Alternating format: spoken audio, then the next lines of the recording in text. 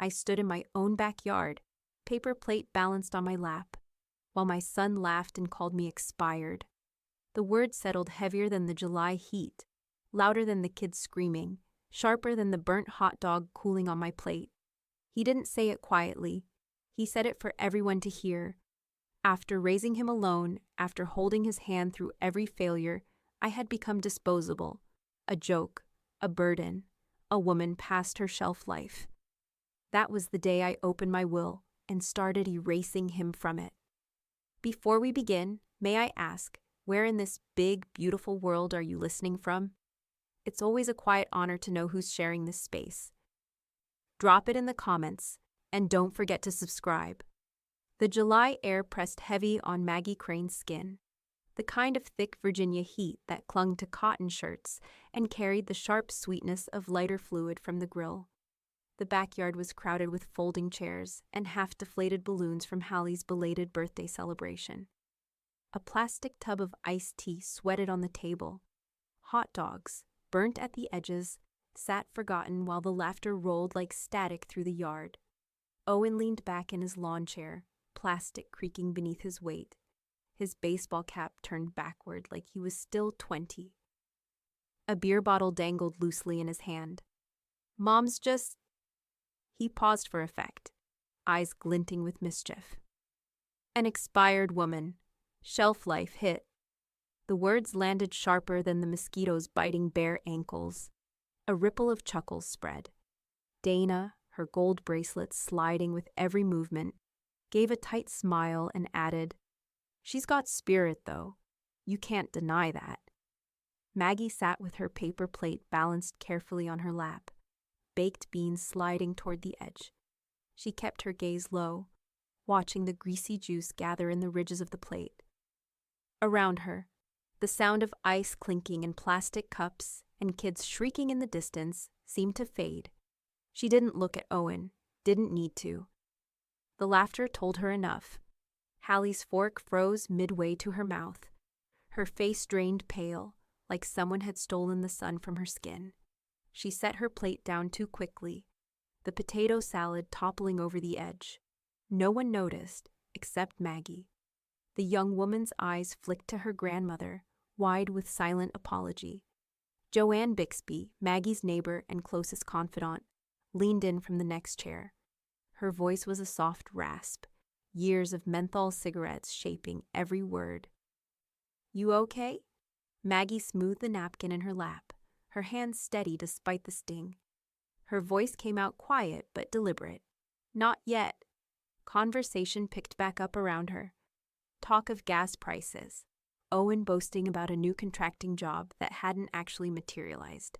Dana listing vacation destinations she couldn't afford but wanted strangers to believe she could.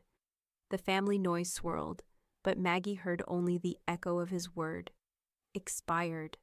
Expired like sour milk. Expired like a coupon nobody bothers to use. She ate a single bite of her hot dog, though the charred taste turned her stomach. Then she placed the plate down, folded her napkin once more, and stayed silent. The noise filled in the gaps her silence left behind. As dusk crept in, cicadas starting their evening song, Maggie excused herself with the excuse of tired legs. No one argued. Owen smirked at Hallie as if to say, "See? Expired." Back inside her small house, the hum of the window unit replaced the clamor of voices. She lowered herself into the chair by the kitchen table, her cane resting against the side. From the top drawer she pulled out a slim, spiral-bound notebook. She opened to a fresh page, uncapped a pen, and wrote with deliberate strokes, "Expired, 3:12 p.m." Her handwriting, though slower these days, still carried the careful steadiness of years spent addressing envelopes as a postal clerk. She circled the word twice, pressed the pen so hard the indent bled through to the next page. For a moment she sat back, listening to the creak of the old house settling around her. The faint scent of barbecue smoke clung to her hair. She imagined Owen's voice, replayed with every syllable dipped in smug certainty. She imagined Donna's tinkling laugh, the way she always covered her mouth like she was embarrassed, though she never truly was. Maggie rose slowly, every joint stiff, but her mind sharp, her purpose sharper. She crossed the living room, cane tapping softly on the hardwood. At the far end, in the cabinet beneath her framed photos, rested a thick black binder with a label written in her hand years ago. The words stared back at her in block letters: Will, trust, do not shred. Her fingers curled around the spine, and for the first time that day, she smiled, just once, just enough for herself. And then she carried it to the table, the house silent except for the snap of the binder rings opening, a sound that cut cleaner than her son's laughter ever had. The black binder sat like a weight on Maggie's dining table, its plastic cover worn smooth from years of being moved but never opened. Tonight, though, it lay cracked open, pages spread under the yellow glow of the kitchen lamp. The air smelled faintly of lemon dish soap and chamomile tea, but beneath that, paper, old paper, the kind that carried dust no matter how often you wiped it down. Maggie adjusted her glasses and turned the first page. 10 years ago, her handwriting had been steadier, her pen strokes sharper. The will declared Owen Crane as executor, Owen Crane as sole inheritor, Owen Crane as if the rest of her life's work belonged to him by default. The word executor stared back at her in block type, smug in its permanence. Executor, a role meant for someone responsible, steady, respectful. Not the man who had laughed while she sat with a paper plate on her knees, burned hot dog going cold. She sipped her tea, the steam fogged her glasses, but she didn't move to wipe them right away. The blur helped, made it easier to see past the legalese, past the memories of when she'd thought Owen might grow into the man she'd raised him to be. The front door creaked open. Joanne Bixby stepped in, carrying her purse like a briefcase. She didn't knock anymore. 40 years of neighborly loyalty erased the need. Her eyes flicked to the binder, then back to Maggie. You're really doing it. Maggie lifted her chin, her voice flat but firm. I was sure when he laughed. Joanne slid into the chair opposite, digging through her purse. Out came a pack of yellow highlighters, a half-crumpled stack of Post-its, and Maggie's spare reading glasses she'd borrowed weeks ago. Then we better make this neat. Judges love neat. The two women bent over the binder, the lamplight pooling across their hands. Together, they highlighted, annotated, and underlined with precision. Each mark was a small incision, cutting Owen out line by line. The sound of their pens scraping across the paper carried more weight than any argument ever could. Halfway through, Hallie arrived, her hair pulled into a messy bun, textbooks tucked under her arm. She dropped her bag on the couch and came to the table, her eyes immediately narrowing at Owen's name, repeated across the pages. Executor? Beneficiary? He doesn't deserve $1. Maggie didn't look up, only flipped another page. Not anymore. Hallie set down a box of printer ink she'd picked up from the office supply store. Her part in this unspoken alliance. Then let's bleed the paper dry. For hours, the three women worked. Post-its sprouted like wildflowers in the margins. Remove, redraft, trust update. The air filled with the rustle of pages, the clink of teacups, and the faint hum of cicadas outside the screen door. Each mark made the binder less of a record of the past and more a blueprint for the future. At one point, Joanne leaned back and rubbed her temple. You know, most folks wouldn't bother. They'd let the family squabble it out after. Maggie pressed another Post-it firmly onto the page. I'm not most folks. The house fell quiet again, save for Hallie's pen scratching a note in the margin. Dana's voice still rang in Maggie's ears. She's got spirit, though, like it had been a compliment instead of a cover for mockery. The spirit Dana noticed tonight wasn't for their amusement. It was being inked into permanence, letter by letter. Finally, the binder sat thick with notes, its pages bristling with yellow flags and scribbled commands. Maggie closed it, her hand resting on the cover as though sealing the work with her own authority. She reached for the phone, its receiver cool and familiar against her palm. The number was already memorized. She dialed it without hesitation, each beep echoing louder than the last in the quiet kitchen. When the line clicked alive, her voice carried none of the hesitation of the woman who had sat quietly at the barbecue. "Willard Chen," she said, steady as a verdict. "It's time to begin." The downtown law office smelled of paper and lemon oil, that unmistakable scent of things kept orderly by habit and law. Faded photographs of Richmond landmarks lined the hallway walls, their frames polished so often the brass corners gleamed. Maggie's cane tapped steadily against the marble floor as Joanne guided her toward the frosted glass door marked Willard Chen, Attorney at Law.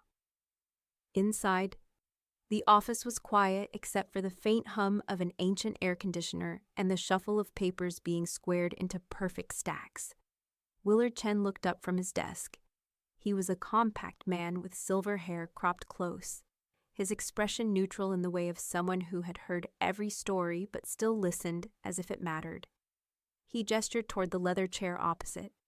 Maggie lowered herself into it, her hands folded over her handbag. The binder sat inside, heavy with ink and notes. For a moment she didn't speak. She let the silence stretch, her cane resting across her lap like punctuation.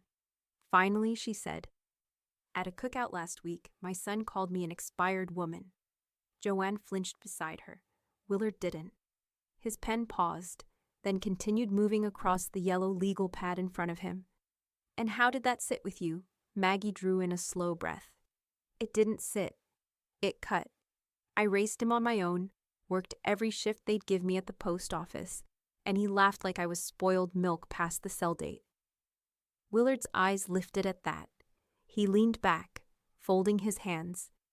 "You want to cancel him from the inside." The phrasing startled Maggie. She let the words hang, savoring their weight. "Yes, from the inside, permanently." Willard opened a file drawer, pulling out a crisp packet of forms. "Then we don't revise a will. We build an irrevocable trust, with a no contest clause. If he challenges it, he gets nothing." Maggie's mouth pressed thin, but her eyes stayed sharp. "And Dana?" "She can be barred by name," Willard replied, writing in neat strokes. "We can make sure assets bypass her entirely. No inheritance through her, no influence. The trust structure severs that branch." Joanne shifted in her chair, the leather squeaking.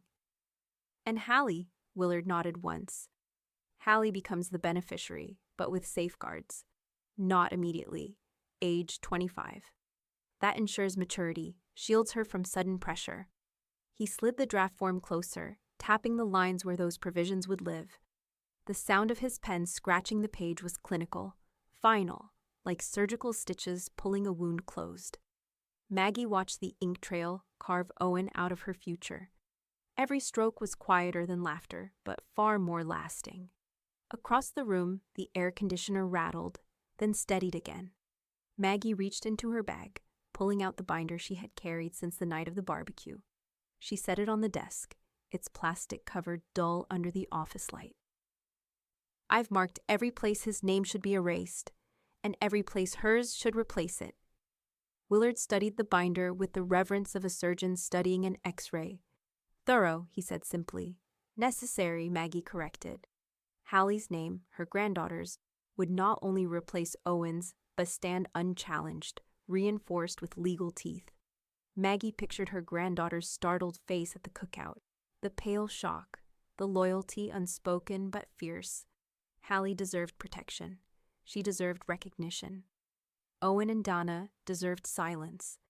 For the first time, Willard smiled faintly. "You came prepared."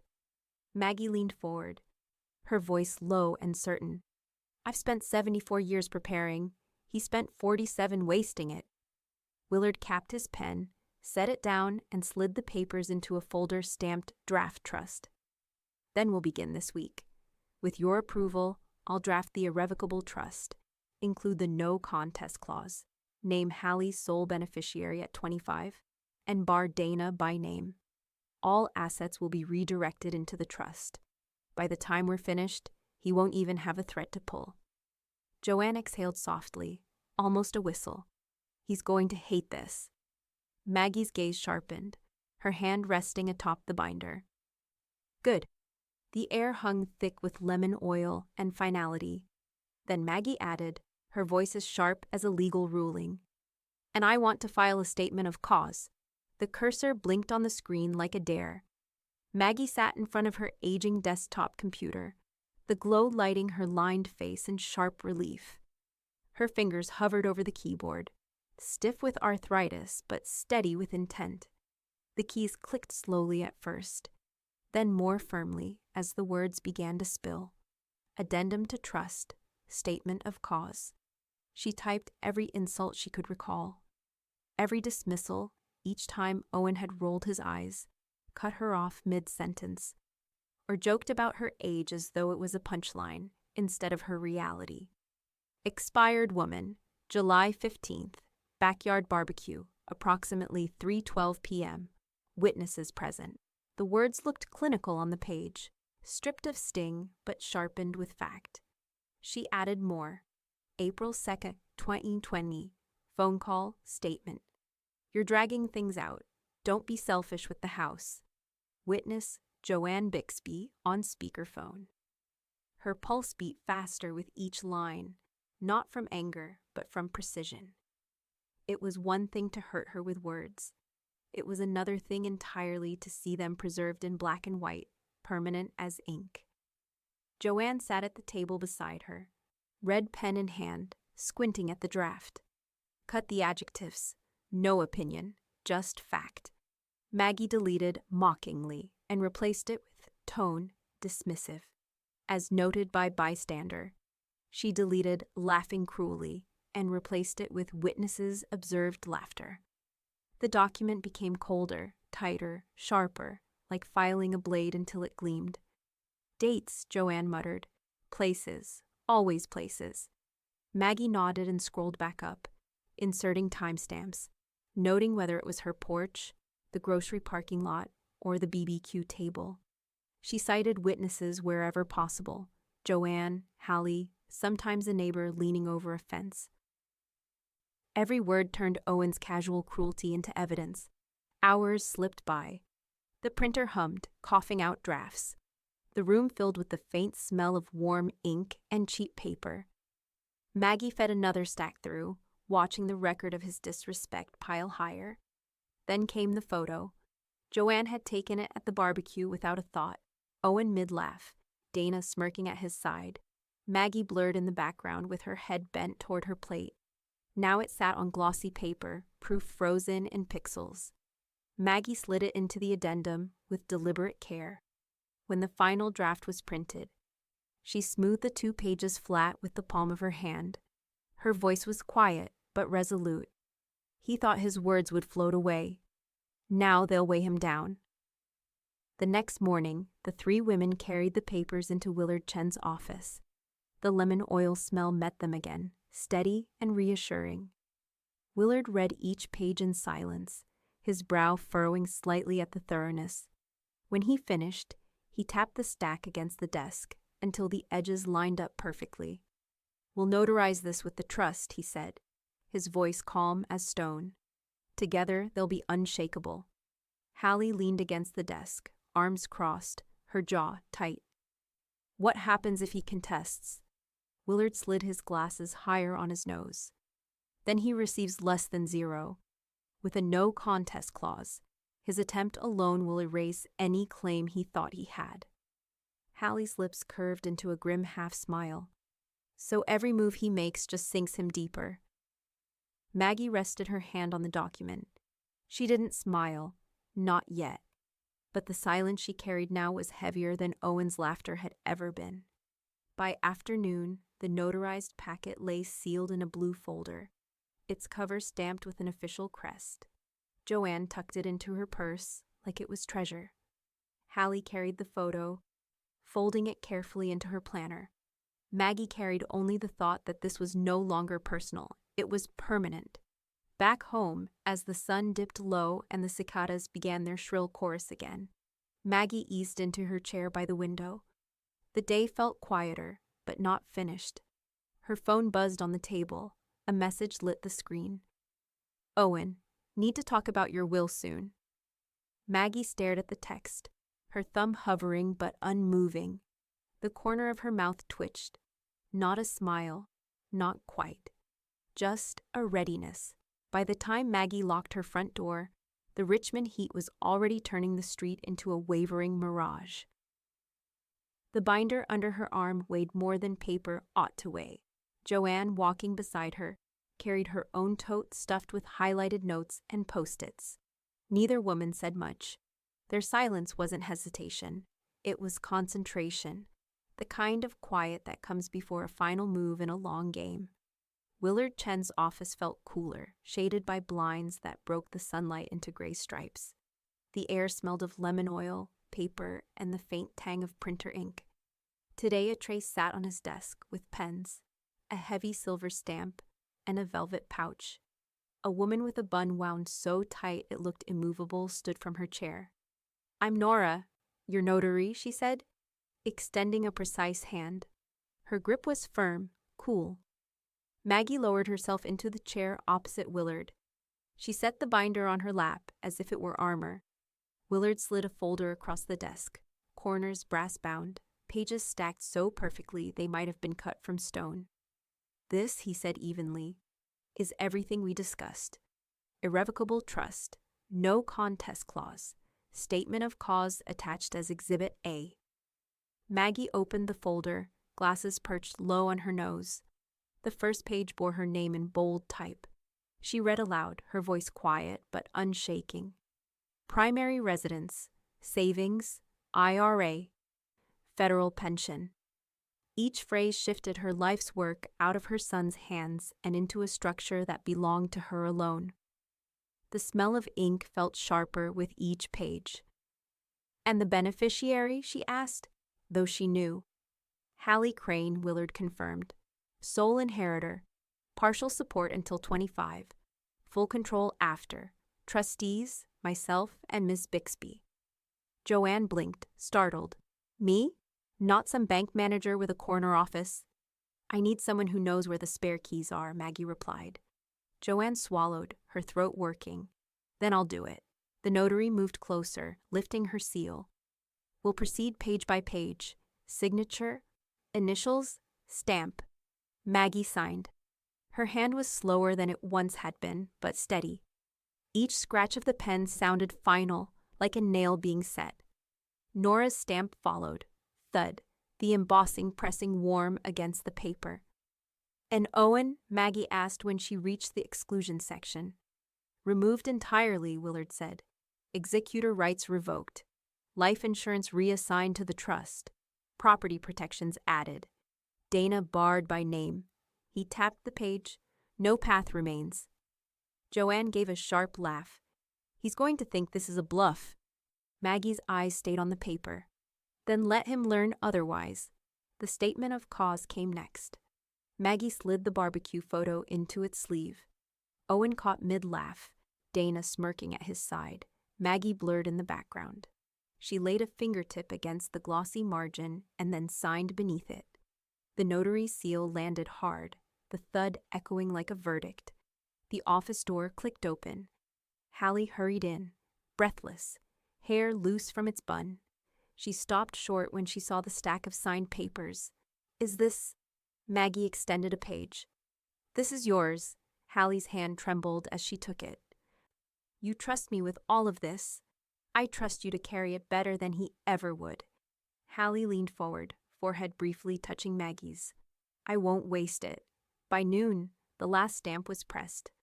Willard bound the stack into a blue folder with brass corners and rose from his chair. "I'll file this with Richmond's records office myself. Digital and physical. By sundown, this trust will exist in law." The three women followed him out into the heat. The city smelled of asphalt and diesel, buses hissing past. Maggie lifted her chin into the sunlight. For the first time in weeks, her shoulders felt lighter. Back upstairs, Willard entered the filing confirmations. A clerk's receipt printed with a sharp snap. He handed it to Maggie. Thin paper, but it felt like steel. Joanne glanced at her phone and frowned. "You should see this." On the screen glowed an email preview. Donna Crane, Westover Realty. The line beneath read, "Any word on the house value bump for next year?"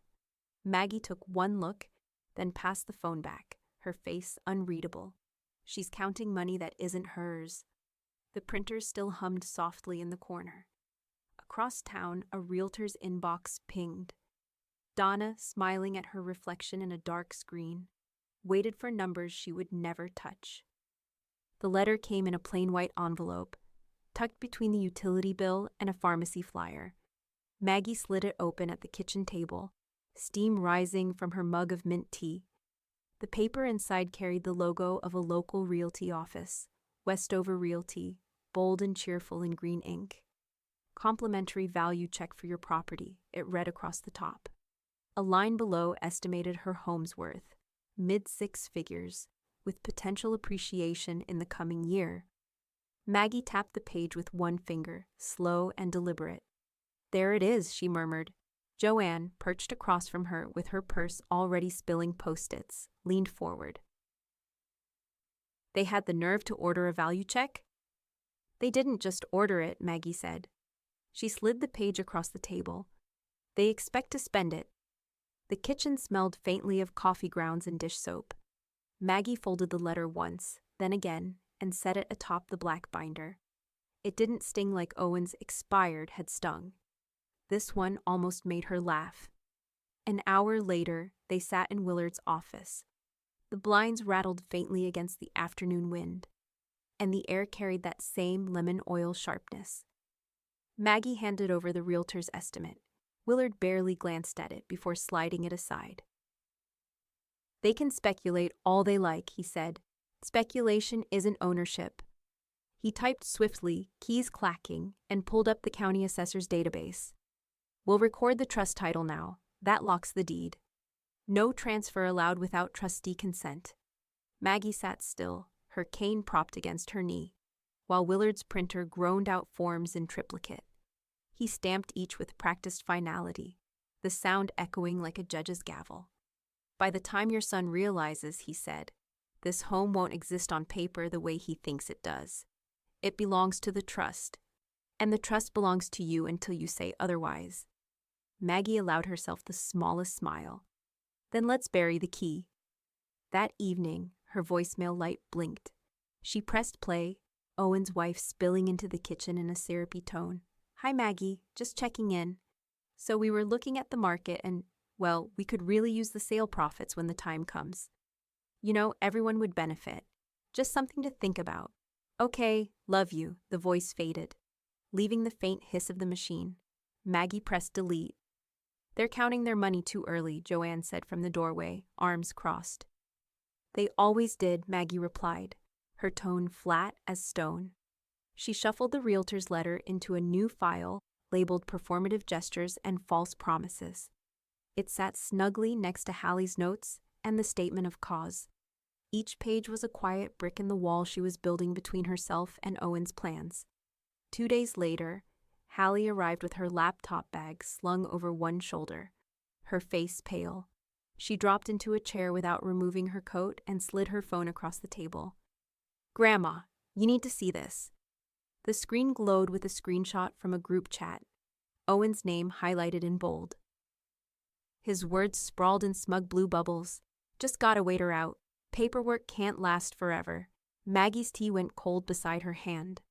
Her eyes stayed on the screen, the words heavier than any estimate, louder than any voicemail.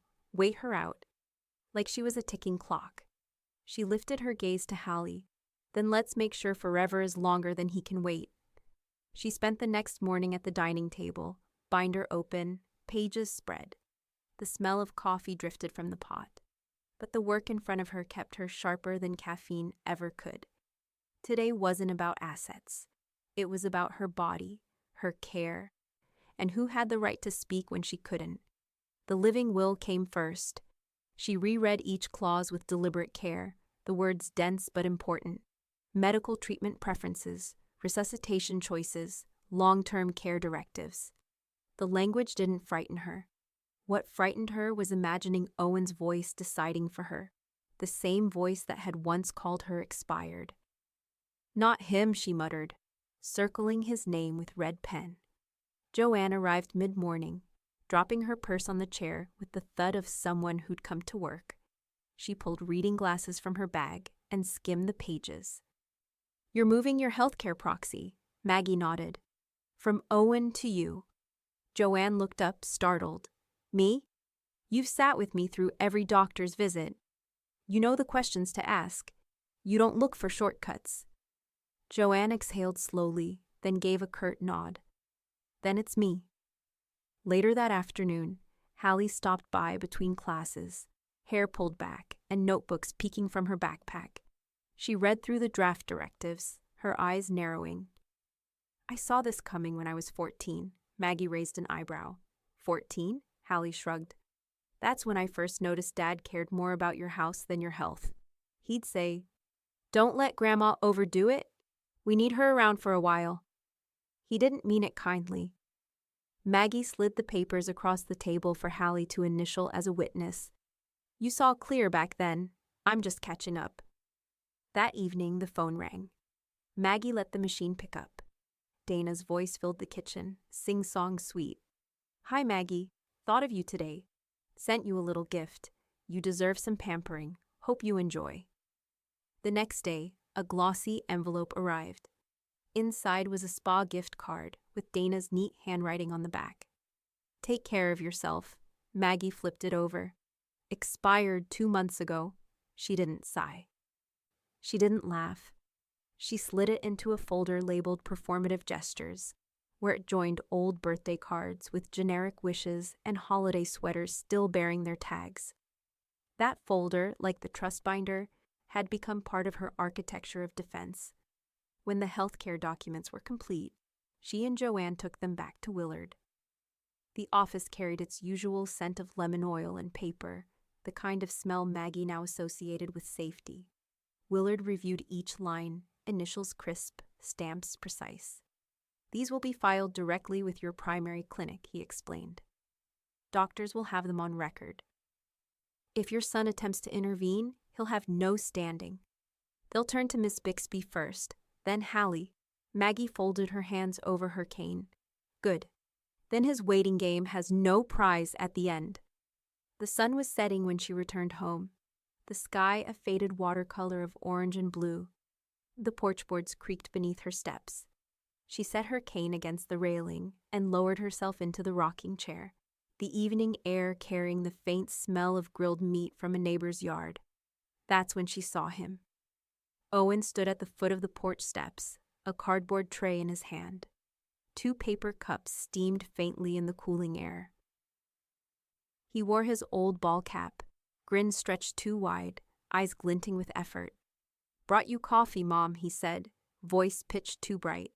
Maggie watched him climb the steps slowly, his smile strained at the edges.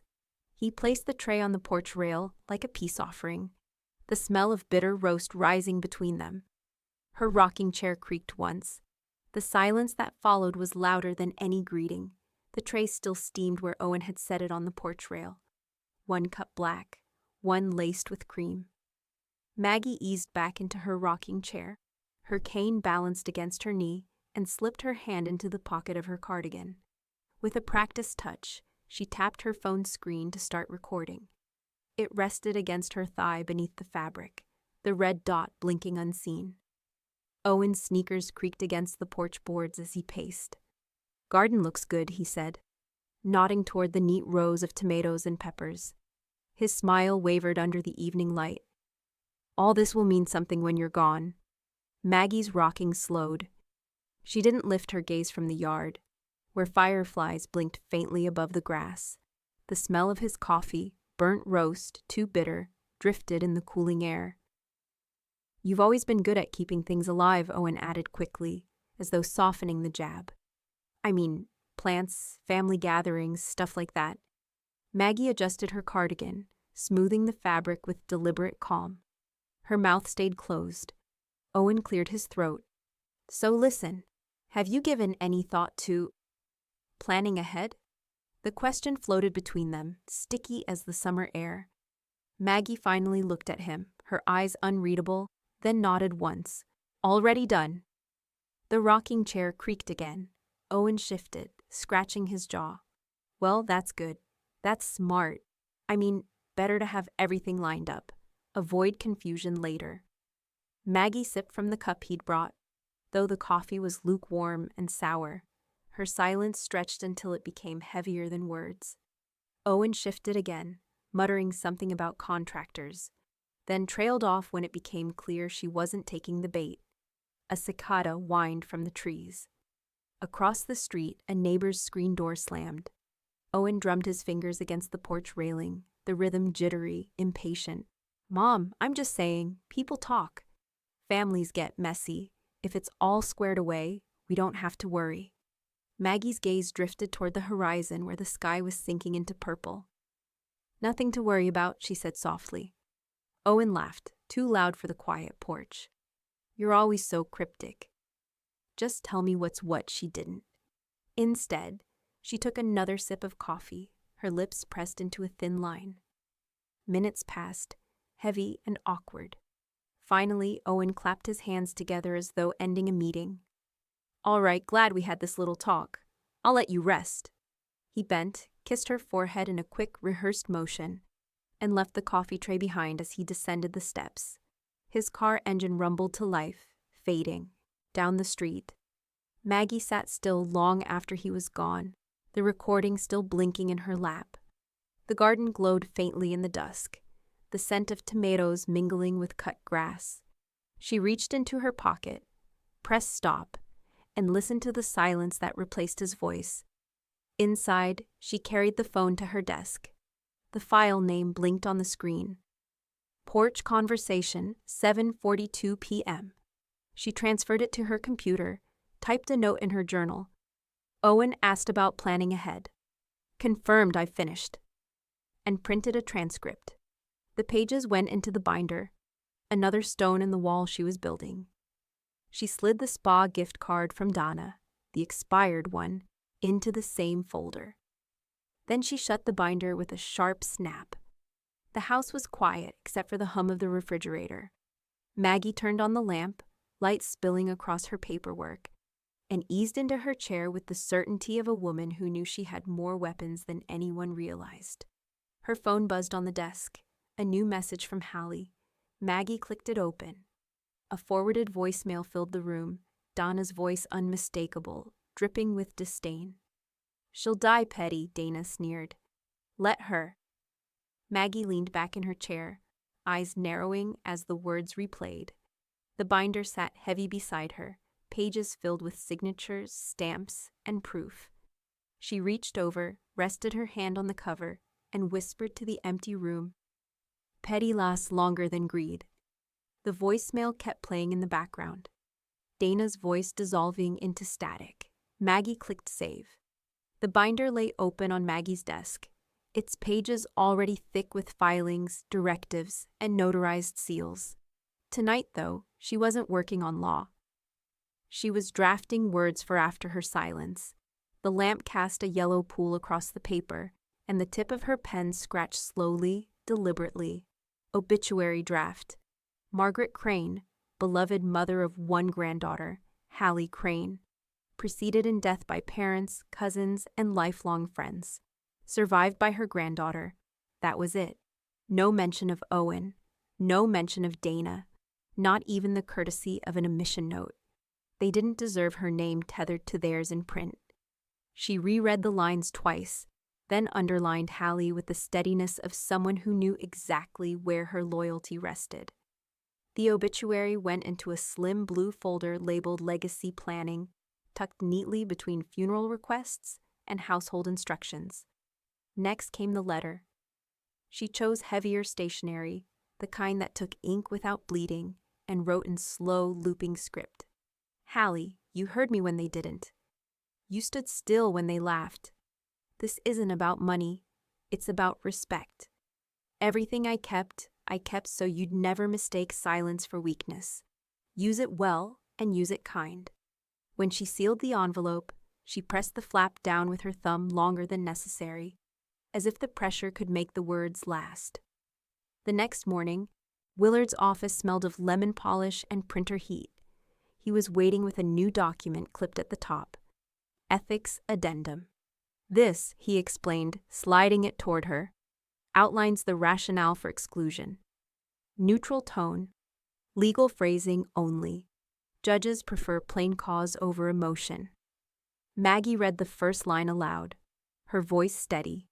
The exclusion of Owen Crane and Donna Crane from the trust is based on demonstrated neglect, disparagement, and patterns of verbal mistreatment, documented on record and witnessed by third parties. Joanne, seated beside her, let out a low whistle. That's colder than ice water. Colder is stronger, Willard replied. Maggie initialed each section, her pen moving without hesitation. She didn't need warmth in these pages. Warmth belonged to her granddaughter. Precision belonged to Owen. That night, Hallie scrolled her phone across the couch. "Grandma," she said suddenly, "look at this." On the screen, Dana's Facebook post glowed. A photo of Maggie between Owen and Hallie, taken at some barbecue years earlier. Maggie's smile was faint, distracted. Dana's caption read, "3 generations strong." The comment section was already filling with emojis, hearts, and compliments about family resemblance. Maggie took the phone, squinting at the photo. Then, without asking Hallie's opinion, she typed her reply beneath the post. "One of them isn't in my will." She pressed send.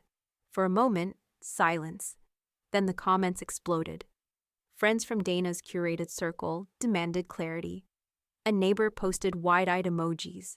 Someone joked about writing them into their own will. The thread spiraled into chaos while Dana scrambled to reply, then, in a panic, deleted the post altogether. Hallie stared at her grandmother. "You knew that would blow up."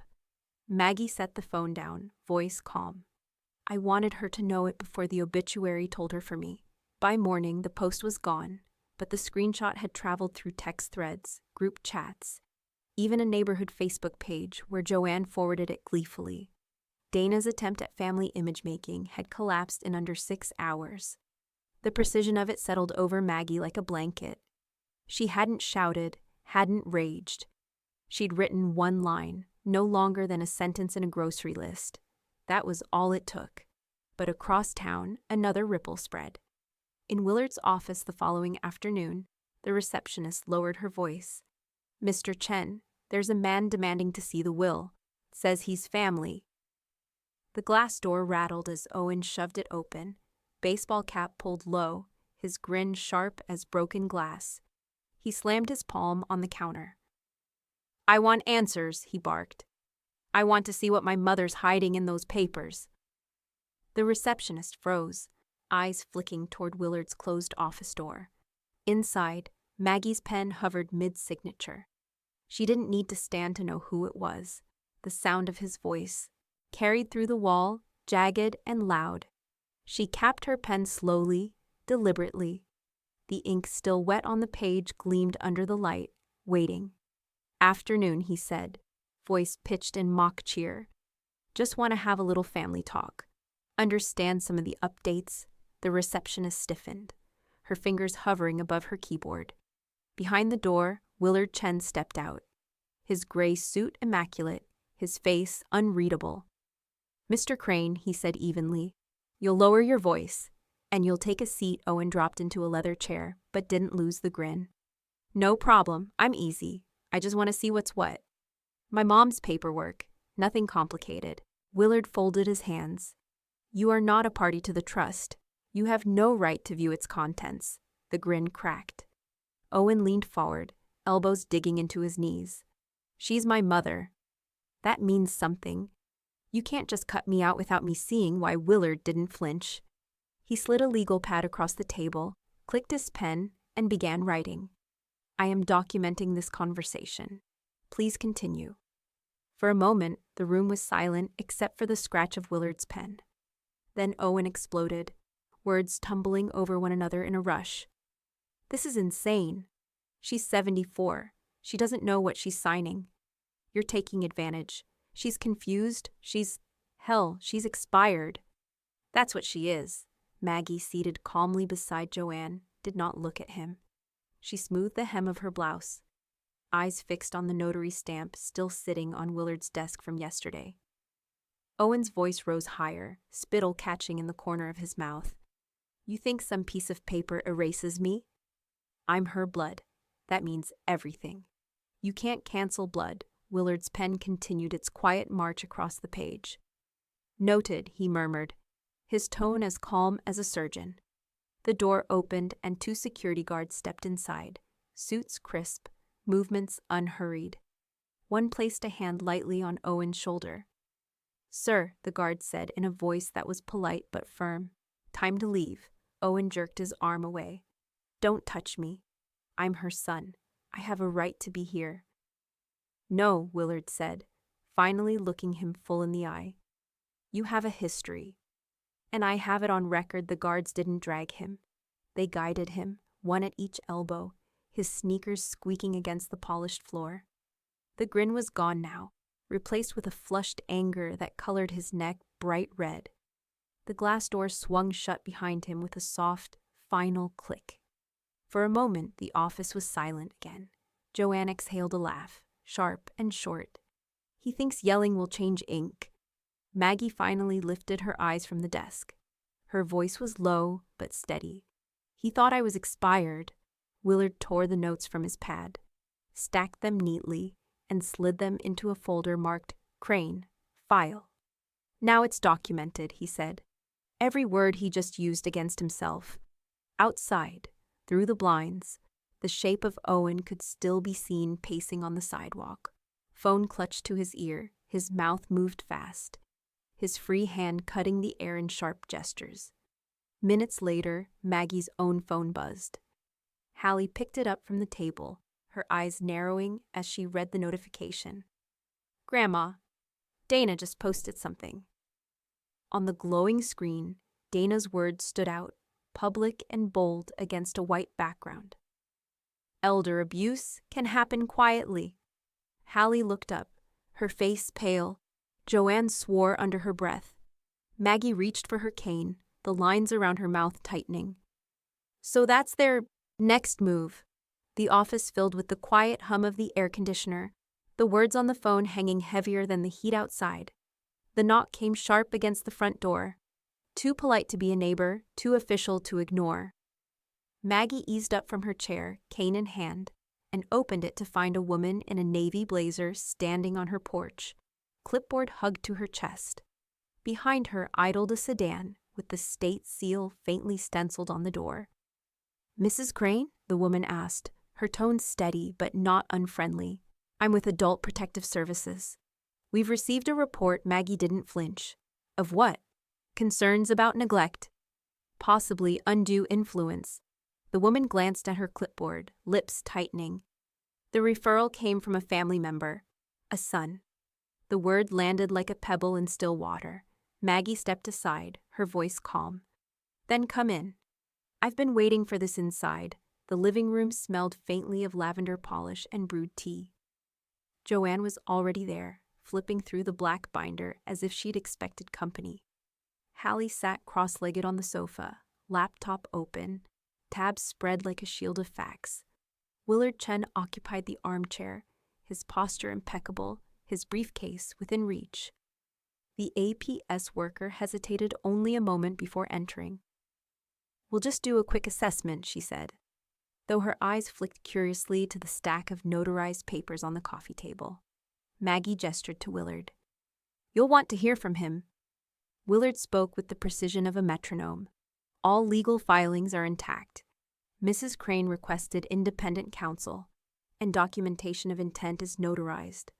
Every decision has a timestamp, a witness, and supporting evidence. Hallie swiveled her laptop toward the visitor. Here are transcripts of conversations.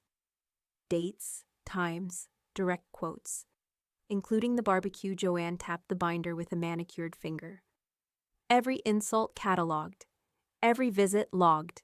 You'll find more structure here than most courthouses. The APS worker leafed through a few pages, her brow softening as she read. The evidence wasn't emotional, it was clinical, careful, relentless. Maggie watched her expression shift from skepticism to relief. Well, the worker finally said, closing the binder with a respectful thud. I see no evidence of neglect. Quite the opposite. This looks thorough. She scribbled a note on her clipboard. We'll close the inquiry. The referral will be marked as false. Maggie inclined her head. Good. Then note it properly. I call this a weaponized care tactic. The report was never about me. It was about leverage. The worker gave her a small nod, then slipped out as quietly as she'd arrived. The sedan pulled away, its tires crunching gravel. For a long moment, the house was silent except for the hum of the refrigerator. Then Joanne chuckled, shaking her head. He tried to turn concern into a crowbar. Let him keep swinging, Maggie said. All he'll hit is brick. That evening, as the cicadas sang outside, Hallie's phone buzzed. She read the message aloud, voice flat. Dana says, you're letting her make enemies of us. Hallie's thumbs flew across the screen. Her reply, quick and sharp. You did that yourselves. She hit send before Maggie could say a word. The bubble turned blue, irrevocable. Maggie reached over, squeezed her granddaughter's hand. Good. Let them know we don't whisper the night wore on quietly. Maggie filed the day's paperwork into a fresh manila folder, labeling it in her firm, postal clerk handwriting. Weaponized care tactic. The folder slid into the cabinet, another shield in her growing arsenal. The phone rang the next afternoon. Maggie answered, and the voice of the Richmond court clerk came through, crisp and unyielding. Mrs. Crane, this is confirmation. Your trust has been certified and sealed. Probate jurisdiction has accepted the filings. No modifications permitted. Maggie closed her eyes briefly, letting the words soak through. A seal. Permanent. On her table, the blue folder gleamed under the light, its brass corners catching like sunlight on water. She ran her fingers across its surface. The weight of years lifted into certainty. The waiting game was over. Now came the reckoning. The envelope arrived by certified mail, heavy with authority. Maggie slid it open at her kitchen table, the paper rasping beneath her scissors. Inside lay a thick packet embossed with the Richmond court seal. The gold foil stamp gleamed beneath the lamplight. The emblem raised enough that her fingertip could feel the ridges. Certified and sealed. The words stood like iron. Every page bore the clerk's mark, the signatures of record, the notarized filings. Each line confirmed what she already knew but wanted in writing. The trust was untouchable, irrevocable, locked against the grasping hands of her son and his wife. Joanne leaned over her shoulder, perfume sharp with lavender, eyes widening as she read. Well, there it is. He could scream himself hoarse, and this won't move. Maggie folded the cover sheet slowly, savoring the sound. Good. Let him scream. Later that afternoon, the three women gathered in Willard Chen's office one last time. The room smelled faintly of coffee grounds and lemon polish, the blinds filtering thin lines of sun across the oak desk. Willard wore the same calm expression he always did, but there was satisfaction in the way he stacked the packet, tapped it square, and slid it into a fireproof cabinet.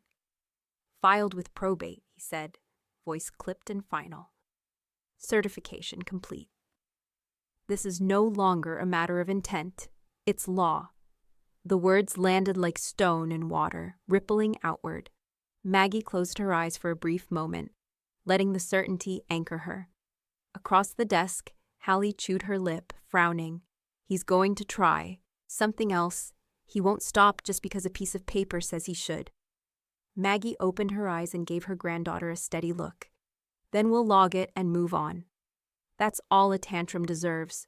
Recorded, stamped, and filed away. Joanne chuckled, low and sharp. We're building an archive thicker than the Bible. He'll choke on the paperwork. Willard didn't laugh, but he reached for another folder, crisp and new. There's one final measure. Power of attorney. You've reassigned healthcare. Now we secure finances. First designation, Hallie. Secondary, Joanne. The paper slid across the desk. Maggie reached for the pen, her hand steady despite the faint tremor of age. She signed each line, initials flowing in the practiced rhythm of decades spent sorting mail. When she finished, she capped the pen with a firm click, the sound echoing like punctuation. Hallie blinked back sudden tears as Willard handed her the duplicate copy. "You're first in line now. You'll carry her decisions, I know," Hallie whispered. "I won't let her down." Maggie reached across, her hand resting on her granddaughter's. "You haven't yet." The last stamp landed with a dull thud. Willard slid the documents into the same cabinet as the trust, the locks clicking shut. "There," he said softly. Cement poured. When they left, the Richmond air was hot enough to shimmer off the sidewalks. The courthouse bells rang in the distance, marking the hour with metallic finality. Maggie tightened her grip on her cane, each step deliberate, the sound of its tap-tap-tap marking her own rhythm of victory. Back home, she tucked the sealed trust into the top drawer of her desk. The embossed crest caught the fading light of evening. For the first time in weeks, she let herself lean back in her chair and breathe. The war wasn't over, but the walls were fortified. The phone rang. She reached for it without hurry, pressing the receiver to her ear. On the other end, Owen's voice came sharp, too controlled, the way a man spoke when he was already seething. "If I'm out," he said, "I want a reason." In writing, Maggie's gaze fell to the sealed trust lying in the drawer, its weight undeniable. She smiled faintly, not from joy, but from certainty. "You'll get your reason," she murmured to the quiet room. "And it'll read exactly as you deserve." She pulled out a single sheet of heavy cream paper, stationery she'd reserved for serious business. Her fountain pen, the same one she had used to sign every major document in her life, felt cool and weighted between her fingers. She began without hesitation, her hand steady, her words sharp as if carved into stone. "Owen, you called me an expired woman. Here's the cost. You are removed as executor. You are excluded from inheritance. Your wife is barred by name. Every asset, every account, every square foot of this home passes into a trust that you cannot touch. You wanted a future for me. I gave it to someone better." She stopped, lifted the pen, and let the ink settle on the page. The silence afterward was heavy, purposeful. Then she folded the sheet once, slid it into an envelope, and pressed the flap closed with the deliberate strength of someone sealing fate. At Willard's office, the air smelled of lemon polish and toner, steady as always. She handed him the letter without explanation. He read it, expression giving nothing away until the faintest twitch of approval moved his mouth. "This will do," he said. "I'll have it copied, notarized, and mailed with the exclusion clause attached." Joanne leaned over, reading the final line aloud with a low chuckle. "You wanted a future from me. I gave it to someone better. That's how you ghost a whole bloodline." Maggie didn't smile, but she didn't deny it. By afternoon, Willard's printer spat out copies in crisp, black ink. The notary's seal landed with its familiar thud, final and unmovable.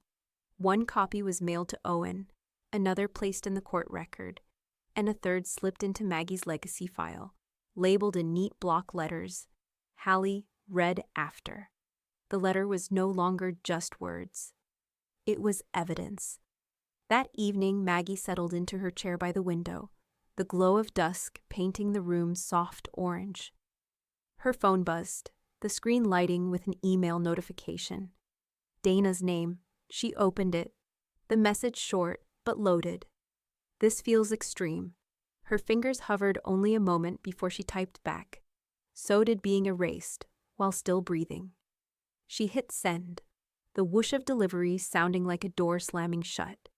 Hours later, Hallie stopped by after class, curls damp from a quick shower at the campus gym.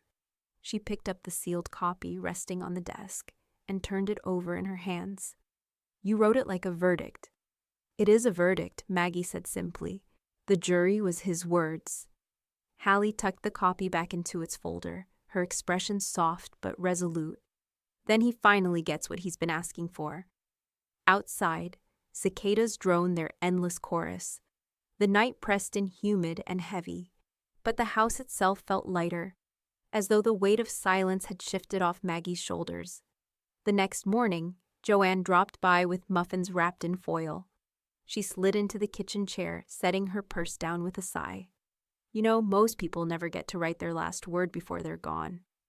You just handed yours out early. Maggie poured her friend coffee, steam curling into the air.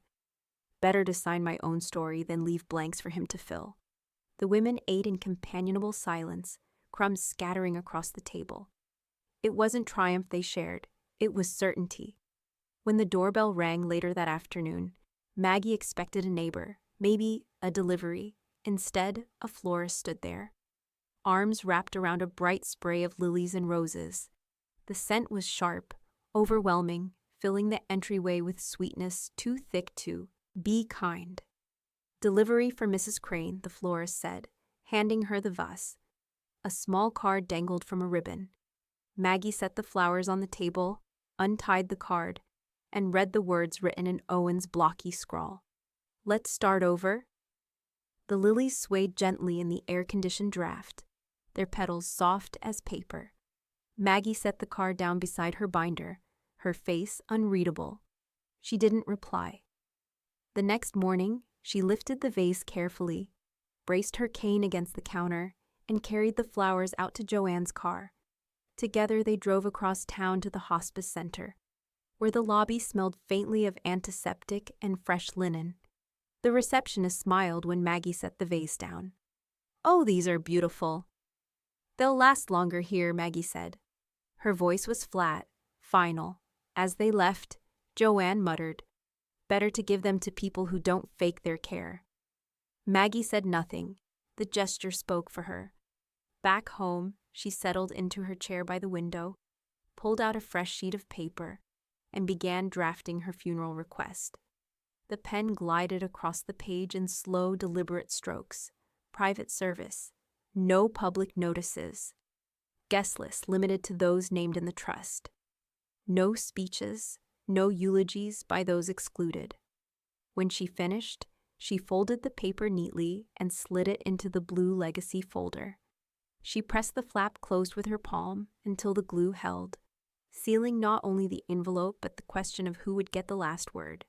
That evening, Hallie arrived with her laptop, her hair pulled back and her sleeves rolled to the elbow. "We need to digitize everything," she said, opening a new folder on the screen. The soft click of keys filled the dining room as Maggie passed her each document, page after page. The scanner light flashed, humming steadily until every will, trust, directive, and addendum lived in both paper and pixels. "Now," Hallie said, adjusting her glasses, "if anyone tries to claim something's missing, we've got backups in 3 places. Yours, mine, and Willard's office." Maggie looked at her granddaughter with quiet pride. "You'll make a fine trustee." Hallie's cheeks flushed, but she kept typing, her determination sharper than blush could soften. Meanwhile, Owen and Dana's digital noise faded.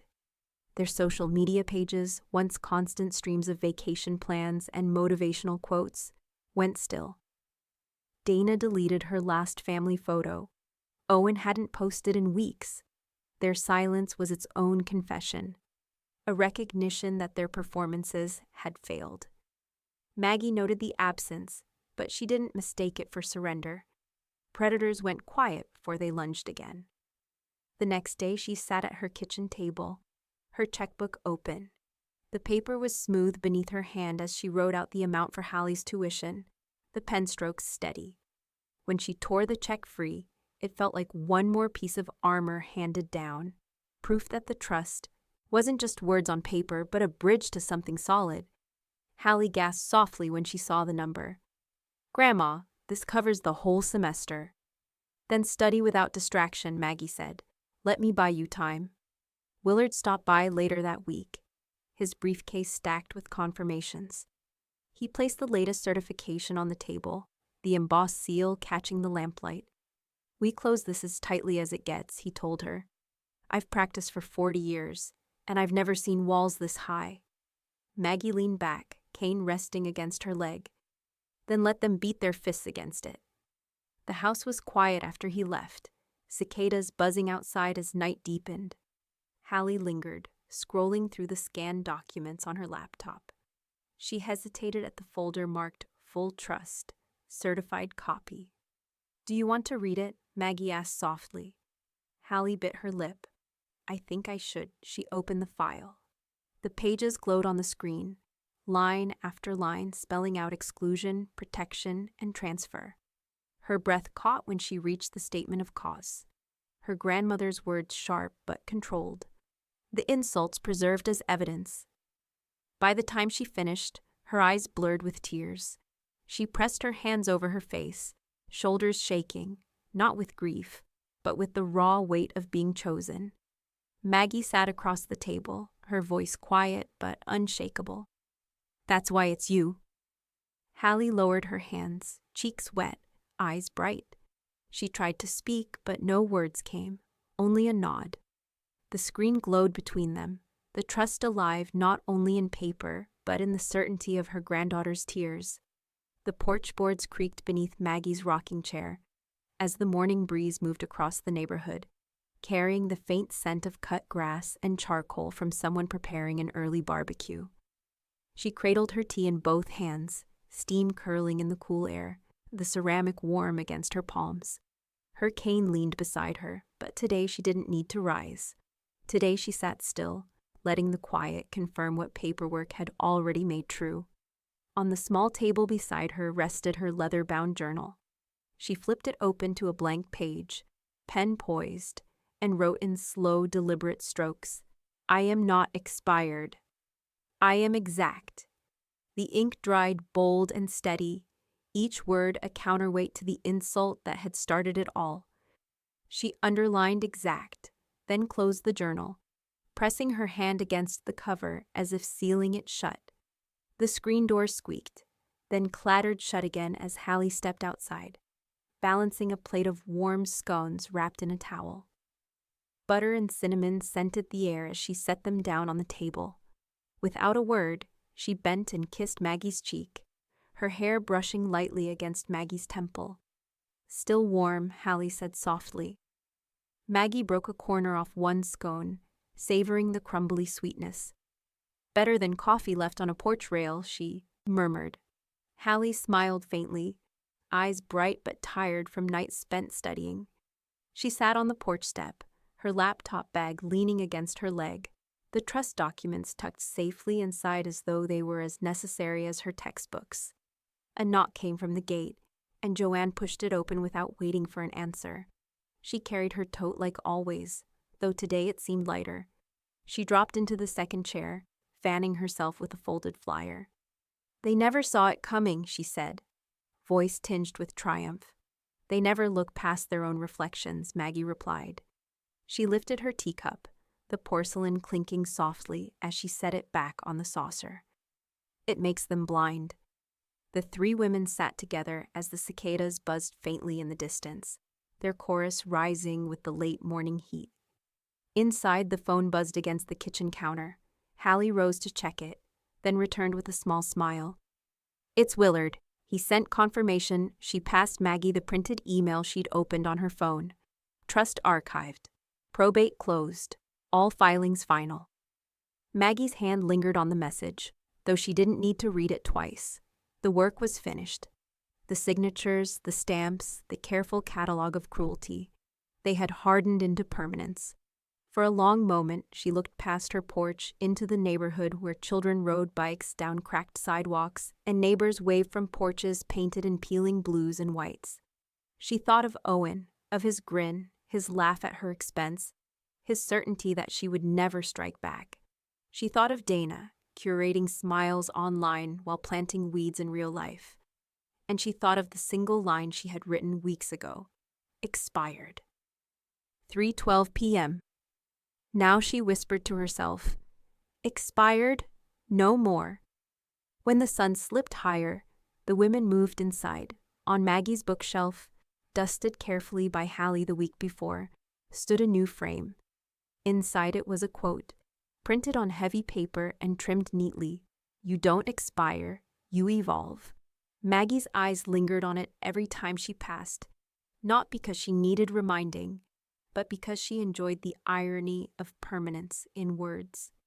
That afternoon, as Hallie spread her notes across the kitchen table and Joanne leafed through a magazine, Maggie returned to her journal for the final entry. She pressed her pen to the page, the house quiet except for the faint hum of the refrigerator. My son called me an expired woman, so I expired his name from my will. She set the pen down, folded her hands over the journal, and leaned back. The tea had cooled, but her resolve hadn't. The house was hers. The silence was hers. And now, so was the ending.